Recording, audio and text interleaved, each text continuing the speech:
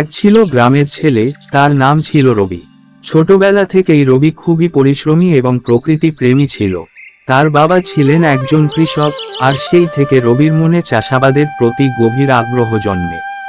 প্রতিদিন সকালে সে মাঠে যেত, বাবার সাথে কাজ করত এবং শস্যের যত্ন নিত। একদিন রবির বাবা অসুস্থ হয়ে পড়লেন, আর তখন সমস্ত দায়িত্ব এসে পড়ল রবির উপর। প্রথমে সে কিছুটা ঘাবড়ে গেলেও ধীরে ধীরে সাহস সঞ্চয় করল। গ্রামের বড়রা বলল, তুই পারবি রে রবি, তোর বাবার মতো তুইও একদিন বড় কৃষক হবি। রবি মাঠে গিয়ে গভীর মনোযোগ দিয়ে কাজ শুরু করল। সে শিখে নিল কোন সময়ে কিভাবে জমি প্রস্তুত করতে হয়, কিভাবে বীজ বপন করতে হয় এবং কিভাবে ফসলের পরিচর্যা করতে হয়। নিজের যত্নশীল হাতে সে ফসলের যত্ন নিত, আর প্রকৃতিও তাকে আশীর্বাদ করল। কিছুদিন পর রবির জমিতে সোনার মতো শস্য ফুটতে শুরু করল।